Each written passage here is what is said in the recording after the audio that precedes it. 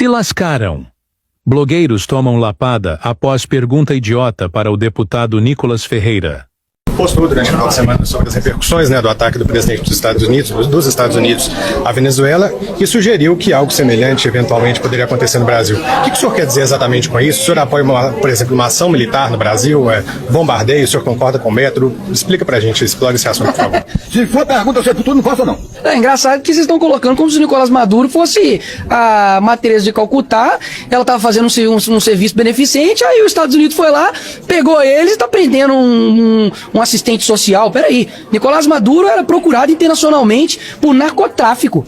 Ele era um cara que passava tanques de guerra na população. Então não é que se falar de que você apoia bombardeio, eu apoio bombardeio contra criminoso. Sim, mas vocês não apoiam não? Eu apoio contra o crime organizado. O que aconteceu foi o seguinte, nós temos um país, que estava subjugado a um ditador que durante anos não fez as 3 eleições que houve lá, não teve reconhecimento do resultado das eleições por nenhum órgão nacional e nem mesmo internacional. Ou seja, é inacreditável como agora estão dando foco na ação, digamos, dos Estados Unidos, sendo que a ação anterior do Nicolás Maduro está sendo esquecida. Inclusive, o que se espera de fazer? De que o direito internacional vá e faça os seus mecanismos, alguém mande um papel para poder ir lá e tomar uma ação contra o Nicolás Maduro? É simples o que aconteceu. Um país foi lá e, de fato, prendeu o bandido. Não foi um presidente que foi preso, foi um bandido, um criminoso que foi preso. Agora, aqui no Brasil, o meu post é muito claro. É de que eu desejo que os criminosos do nosso país também paguem pelos seus crimes. Agora mesmo está acontecendo a audiência de custódia do Nicolás Maduro. E eu não tenho dúvidas que tanto o Lula, quanto todo o Foro de São Paulo, que foi fundado pelo atual presidente da República do Brasil, ajudou e muito naquilo que nós temos hoje na América Latina, no que diz respeito à criminalidade, no que diz respeito ao narcotráfico, no que diz respeito à situação que a América Latina está hoje.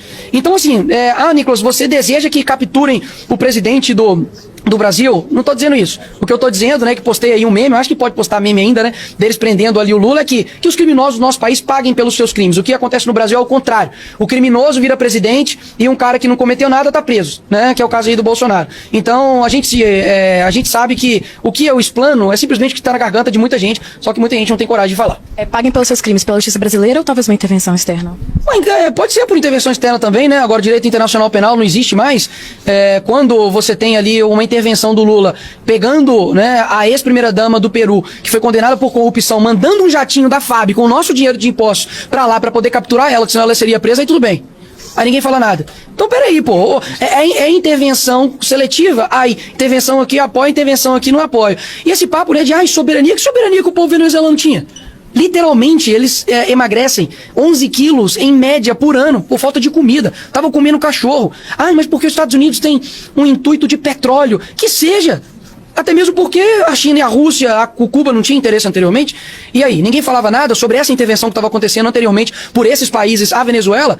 Agora, o que as pessoas precisam focar, e eu acho que todos estão focando, pelo menos os venezuelanos, é de que há um respiro, há um passo, é o primeiro passo para uma caminhada de liberdade. Não sei quais serão os próximos passos agora na Venezuela, o que os Estados Unidos irá fazer, mas eu torço muito para que eles deem o passo certo, para que sejam convocadas, por exemplo, novas eleições, para que seja feito com que as matérias-primas que tem no país seja revestido para o país, porque até então o petróleo e a refinaria, os venezuelanos, nenhum deles estavam sendo beneficiados por isso. Pelo contrário, o país estava na pobreza extrema, metade da população estava na extrema pobreza. Ou seja, o que acontece na Venezuela é algo que eu não tenho dúvidas que é um processo lento, gradual, que também acontece no Brasil. Falta de liberdade, falta de liberdade, inclusive, de imprensa. O que está acontecendo agora com o Pavinato lá no Metrópolis? Foi falar agora do escândalo do Master e o programa dele não pôde ir ao ar.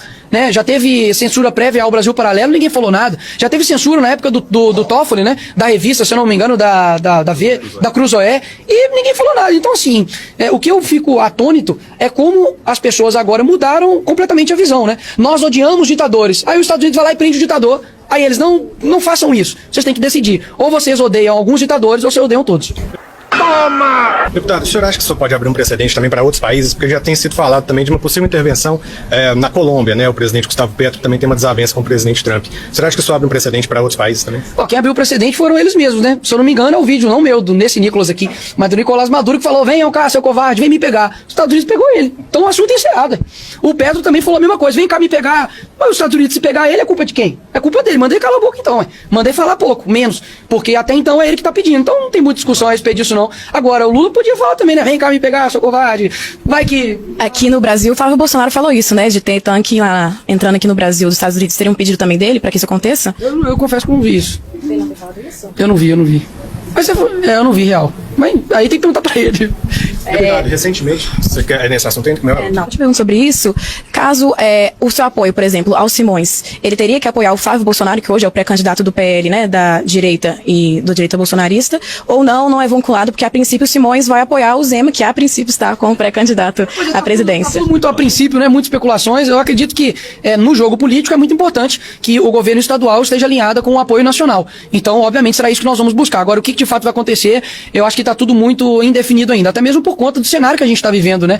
É um cenário onde você tem o ex-presidente preso, que ainda continua nas pesquisas, extremamente competitivo, e ele vai estar fazendo campanha ou não, ele vai estar em domiciliar, vai poder gravar vídeo, ele vai poder se manifestar ou não, então tudo isso modifica muito o cenário. A gente sabe que hoje o Bolsonaro, mesmo estando preso, sem rede social, continua sendo o político mais popular, até mesmo mais do que o próprio presidente da República. Então, eu acho que por isso que tem todas essas indefinições, né? Porque passa muito por ele ainda, só que a falta de comunicação com ele também impede com que as articulações sejam mais rápidas, e agora ele delegou isso ao Flávio Bolsonaro.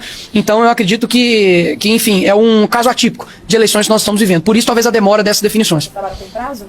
Olha, eu acho que o prazo de descompatibilização do governo é até abril, né? No começo de abril, então acredito que até abril vai ter que ter essas definições, né? Quem tiver que sair vai ter que sair, e quem permanecer vai permanecer.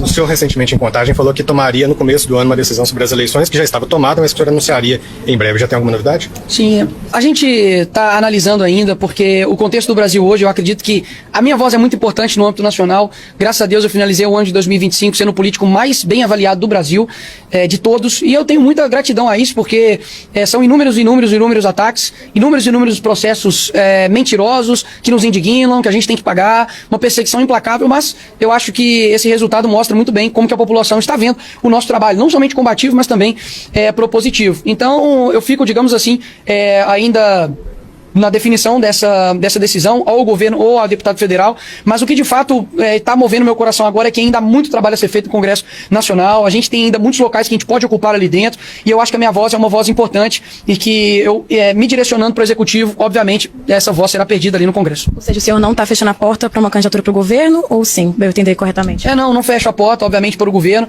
mas eu acredito que ainda tem um tempo ainda para essas definições, e como eu disse, é o meu coração, e acredito que as pessoas também em volta de mim, elas compreendem a importância de ter uma voz ativa, sem rabo preso, que fala a verdade ali no Congresso Nacional, e que sempre vai continuar sendo a voz aí dos mineiros.